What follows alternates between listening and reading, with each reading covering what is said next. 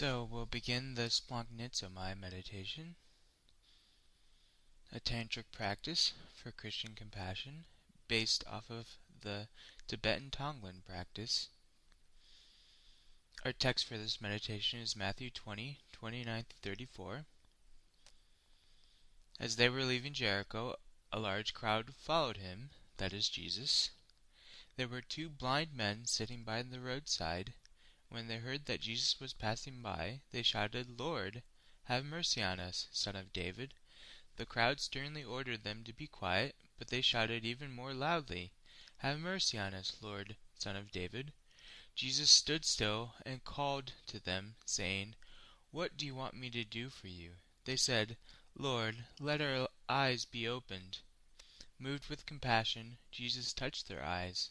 Immediately they regained their sight and followed him.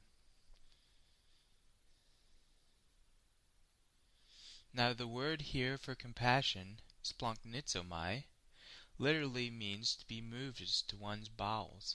The root word splagchnon in Splagchnizomai refers to the intestines and other internal organs.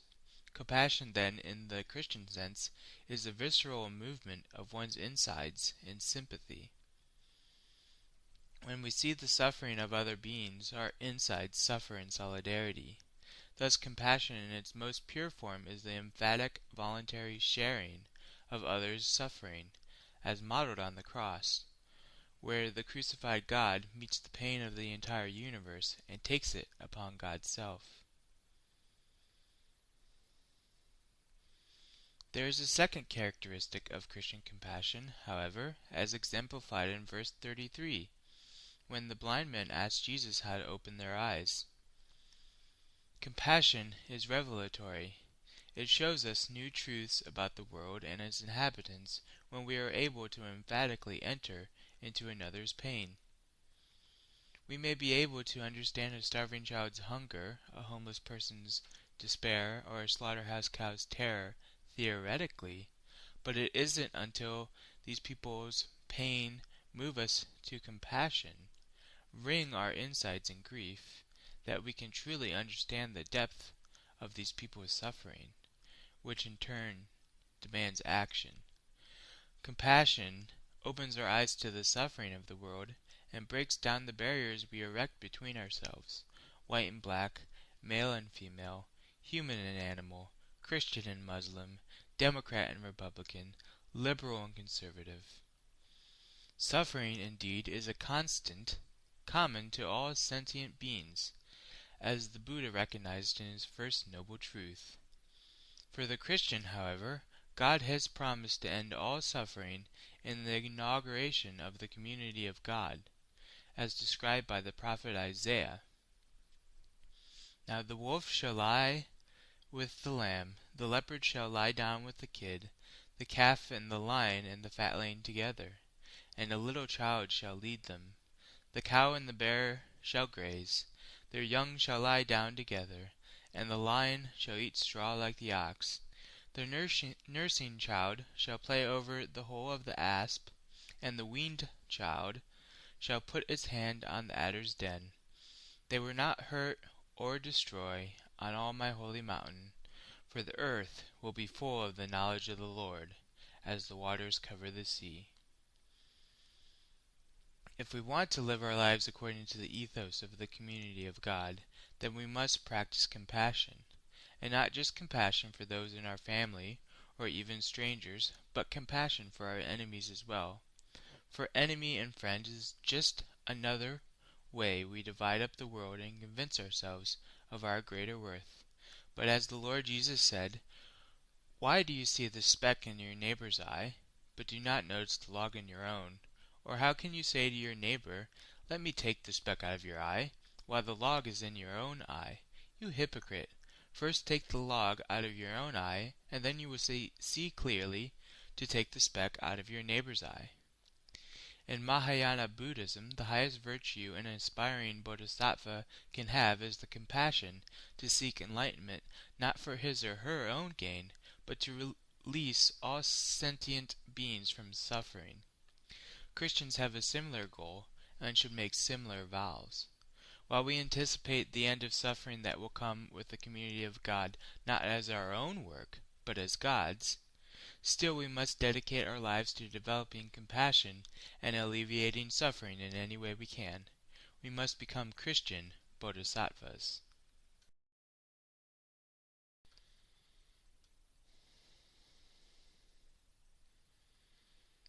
We'll begin by practicing calm abiding, an essential tool in any meditation practice. The goal of calm abiding is to train the mind to use single-point concentration, the ability to focus your attention on a mental object without distraction from thoughts, excitement, or lethargy. The Dalai Lama defines calm abiding as the steady state in which your mind is able to remain focused on a mental object for as long as desired, with a calm that is free from all distraction.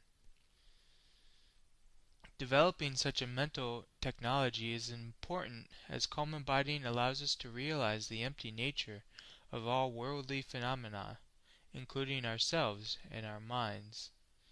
This helps break down the arbitrary psychological barriers we create between us and others, which in turn creates much of the suffering in this world. To do this, we take consciousness itself as our object of mental contemplation in calm abiding.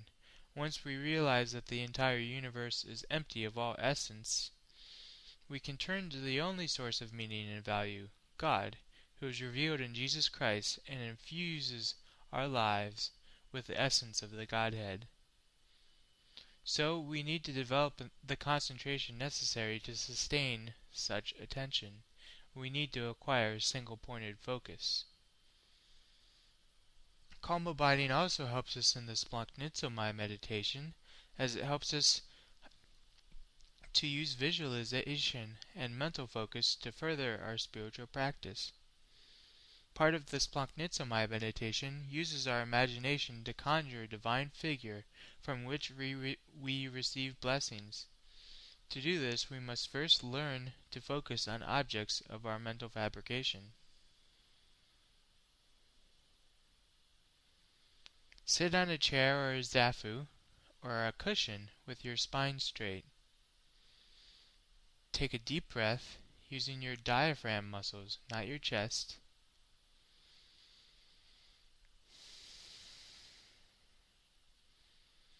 If you can't fill your lungs up completely, your spine is not in the correct position. Please adjust until you can take a full, deep breath.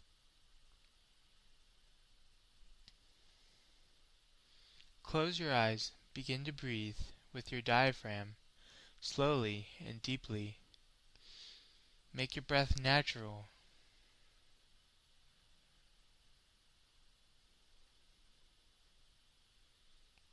Concentrate on it. Allow all the hopes, worries, fears, expectations, and obligations of your life to fall away.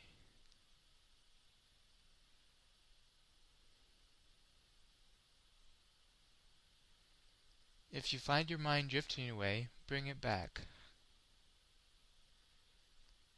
Close your glottis so that when you breathe, your breath sounds like the incoming tide.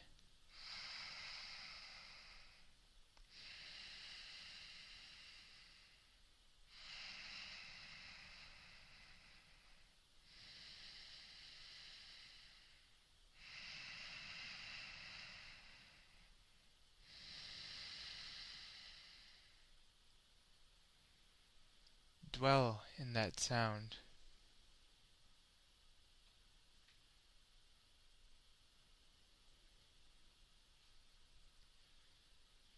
Now imagine, with your eyes remaining closed, a radiant figure about 4 feet in front of you.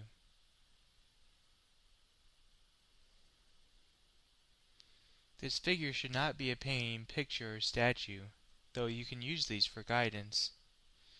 It needs to be a pure mental fabrication, not a physical object. Since this video is about a meditation for cultivating Christian compassion, I will use Christian imagery here, though you do not need to.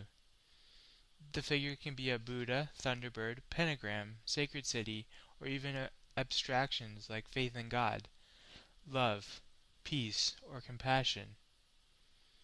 Anything from your spiritual tradition that is holy, or anybody in that tradition whose life or values you wish to emulate is a good subject for your object of concentration.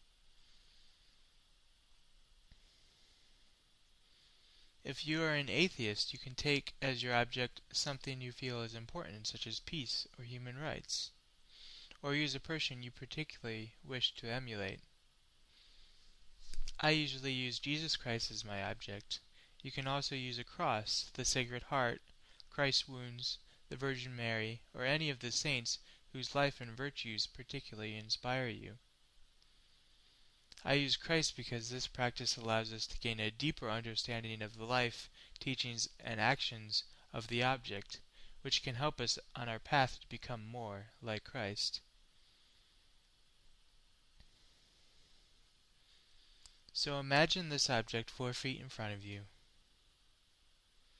The object should be small, maybe a foot in height, and it should be at the level of your forehead. Imagine that it is shining brightly, a radiance of pure light that you have never witnessed before. Imagining a brilliant object helps us from falling into lethargy while we meditate, lethargy that would allow our minds to grow soft and obscure the clarity of our attention to the object. Now imagine that the object also has weight. It will not just blow away in the wind. Doing this helps us from excessive excitement while meditating, excitement that can lead our mind down paths of pleasant memories, future hopes, and immediate obligations. We do not want this. We want our attention solely focused on the object we have conjured up.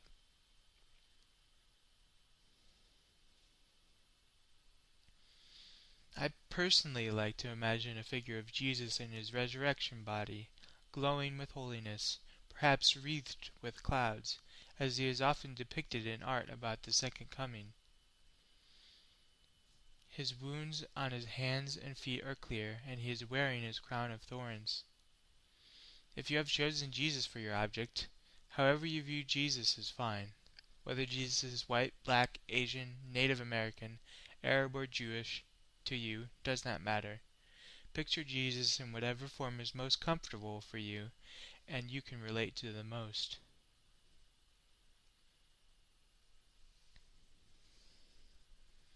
Now concentrate on keeping that image of Jesus Christ in your mind. If you're a beginner at meditation, your attention will inevitably drift. Don't be discouraged. This is natural. It takes a lot of hard practice over several months to be able to develop single-pointed concentration. Just call back your attention and replace it on your object. You can use a short word or phrase to do this, such as Jesus, or love, or help me. Or you can use the Yahweh breath, where you breathe Yah on the in-breath and Weh on the out-breath.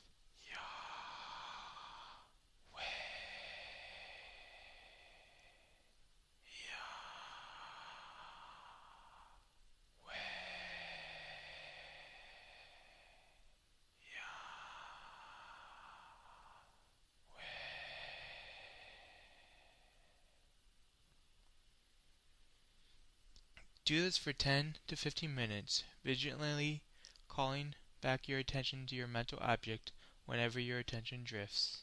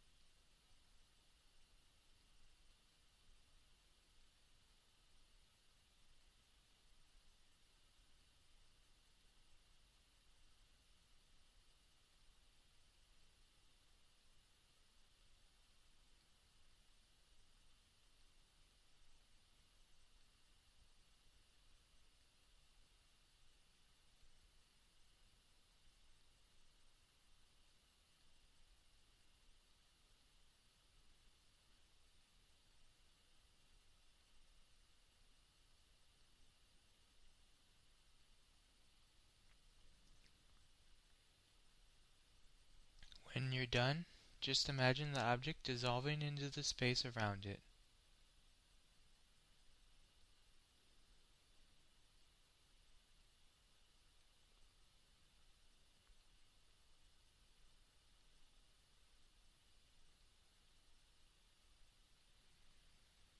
Go to that space in your attention. Dwell in it for a moment.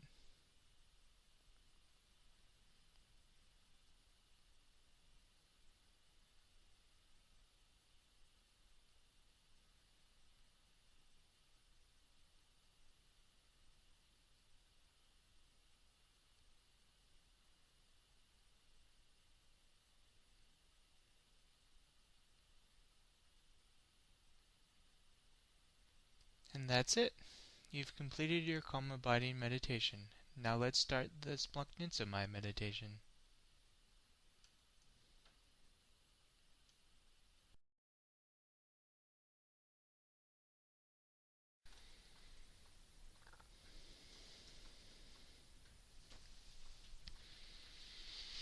Remain in the seated meditation position with your back straight. Begin to breathe and concentrate on your breath. Use ocean breath if you so wish.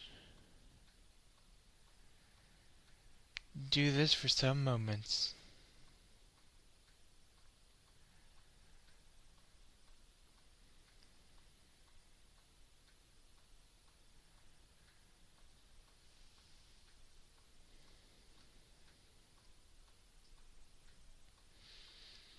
Now imagine that all the sentient beings of the universe, humans and animals, are drowning in a lake of fire, crying out as they are scorched, spluttering as liquid fire enters their drowning lungs. It is important here to picture people you know, friends, families, pets, acquaintances, co-workers, your boss, your neighbor, your landlord, anyone that seriously annoys you or you have a grudge against, and even your enemies. Our compassion must have the characteristic of agape love, love for even one's enemies. So we picture those we hate and those we love all drowning in this lake of fire, pushing each other's heads down into the burning water as they try to escape the heat, pushing others into the hottest parts of the lake as they try to find relief. Friends, enemies, acquaintances, cats, dogs, elephants, lizards, bugs and worms, they all are enduring this horrible torture. Now bring your attention to your stomach. Take in a deep breath, completely filling up your lungs, imagining as you do so that you are breathing in all the flames from the lake of fire, giving all the sentient beings relief from the flames. Hold in this breath for as long as you can, pushing the flames of sorrow and suffering into your belly, where they start to swirl and rotate. You should feel some discomfort in your stomach while doing this, a small stab of dull pain or a sudden ache. Don't worry, this is natural. Your body is responding to the countless suffering you have just inhaled. Breathe out. But keep your attention focused on that swirling suffering in your stomach. Breathe in again, pulling all the heat from that gathering of suffering beings, gathering it in your lungs and pushing it down into your stomach where it swirls and rotates with the other suffering. Hold that breath for as long as you can.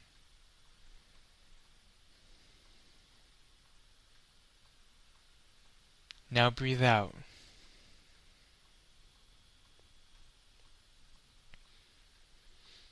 Take one last breath, completely filling your lungs as before, visualizing as you do all the scars, burns, charred flesh, and singed hair of the suffering beings entering your lungs.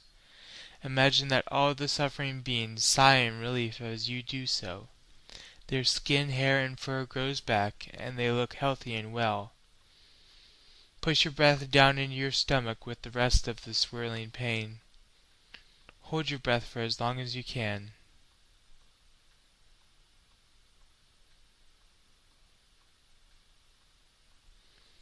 Then release.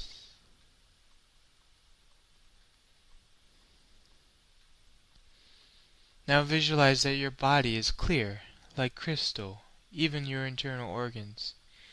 You can see thin gossamer strands of light ascend to the top of your head and descend to your perineum as you breathe in and out.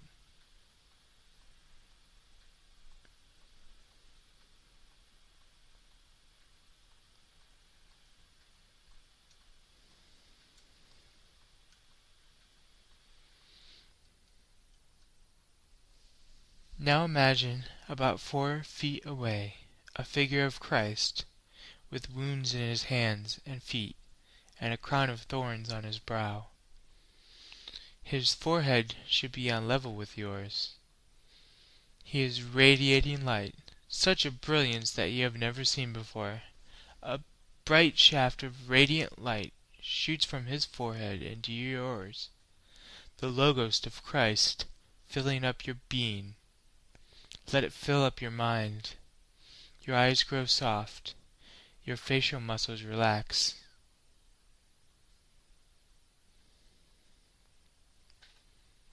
Now let that light descend into your throat, opening your voice box and relaxing all the tension as it swirls around your neck. Send the light down to your heart. Feel it swirl there, clearing away any negative emotions. The light inundates your shoulders and chest. Your arms flow freely down from your sides.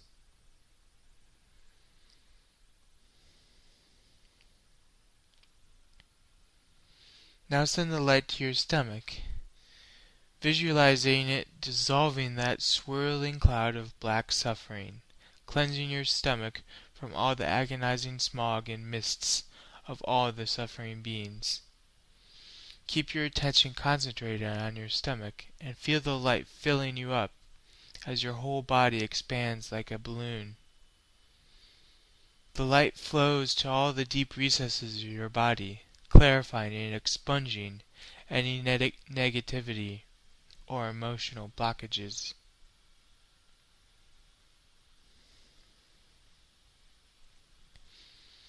Now feel all your pores opening as the light seeks exit from your body. As your pores open, imagine countless numbers of flowers blossoming all over your body, one flower for each of your pores. And the light, the wisdom of Christ, pours out of these flowers and shoots in a beam to all the suffering beings.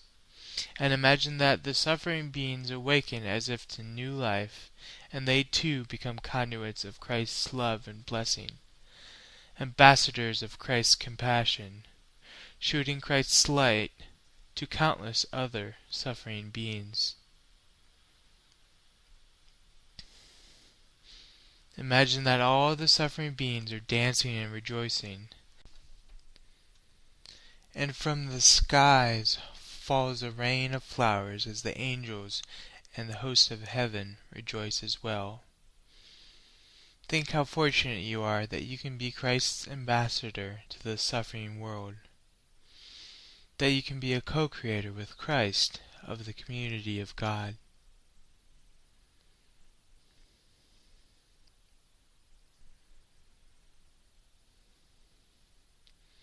Dedicate this practice to all the suffering beings, and pray that the community of God will be established soon, and that all beings will be released from their suffering.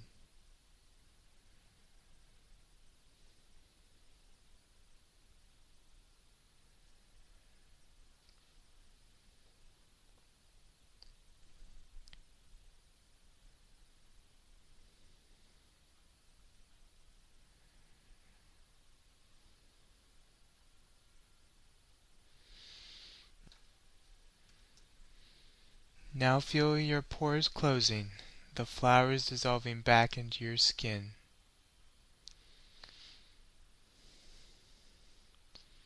Slowly, the light begins to recede from your body.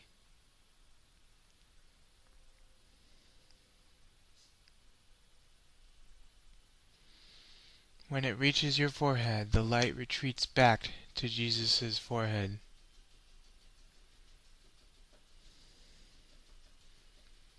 Hold that image of Christ in your mind for a moment, and then let it dissolve into emptiness.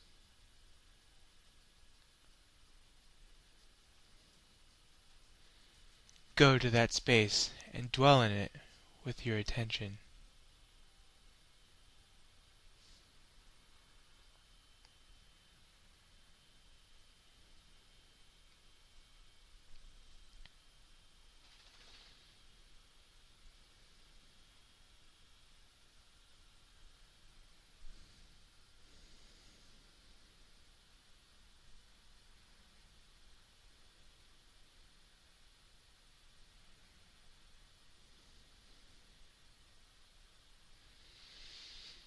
Thank you for listening to this guided meditation.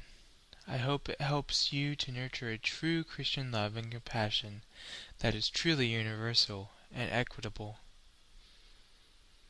This meditation is best done in the morning so that we may go through our entire day with a sense of benevolence to all people and animals and not get mad or angry, but realize the suffering at the root of all injustice. I hope this has been a blessing, and I wish you a wonderful and compassion-filled day.